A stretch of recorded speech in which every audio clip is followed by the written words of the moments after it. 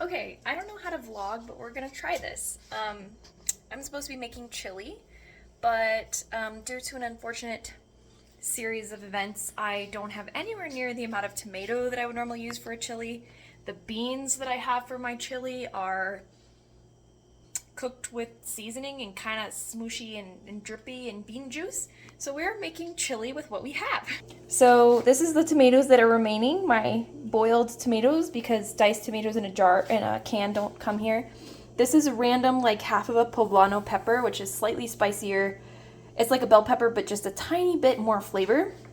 This is a random like half cup of lentils, quarter cup of lentils that I have left. This is some tomato sauce from my freezer because the original chili recipe called for tomato sauce, but I don't have any jars of it. This is the beef, tomato, and onions. That's all according to the recipe.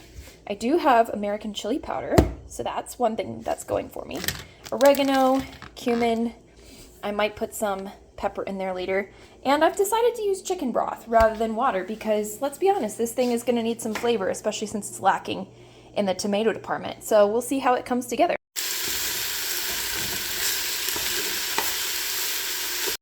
Okay, yes, my beans are in a pitcher. Don't judge, okay? I didn't have big enough Tupperware for all this beans, and I made kind of a double batch of them, and it's a mixture of pinto beans and black beans.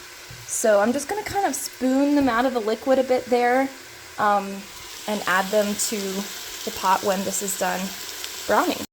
In the meantime, I'm rinsing these lentils, which they're so small, they will definitely cook in the amount of time that it takes to simmer the rest of the stuff.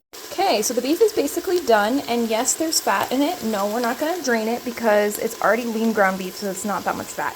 So we're going to add the cumin, and we're going to measure with our heart because this is already a thrown together recipe, and we're going to put a good bit but not overwhelm it because cumin is pretty strong. But I'm just going to sort of lightly coat all the meat, and we're going to add a pinch of oregano. Again, we can be a little generous with that. And then, most importantly, the chili powder. And we're going to put a full, like 2 tablespoons.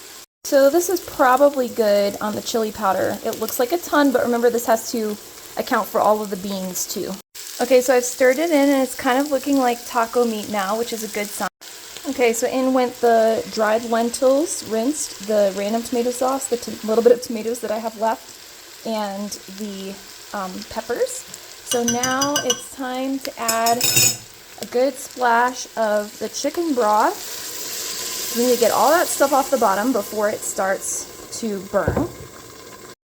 Okay, look at how gorgeous and red that is. Also, I just noticed the lentils look like pepper seeds, like seeds that you take out of a pepper, so that's kind of funny. So now the last thing to add is the beans, and then we're just going to simmer this for a good 20-25 minutes or so. The lentils are really the only thing that needs to cook, so it'll just be a matter of making sure those are done. All right, there it is with the beans, and I'm looking at the liquid, seeing it really thin, and remembering that I was supposed to sprinkle a couple tablespoons of flour on the meat and give it a chance to cook before adding everything else in and all the liquids, and that's supposed to help thicken it up, but I think I'm going to let it simmer with the lid off, and so a little bit of the liquid will evaporate, and if not, well, it'll be more like chili soup. There it is. It definitely thickened up, and I'm looking forward to enjoying this. I don't have any shredded cheddar cheese. I just have Parmesan or sort of a stretchy Oaxacan string cheese like mozzarella. So I'm going to try both and see which is better.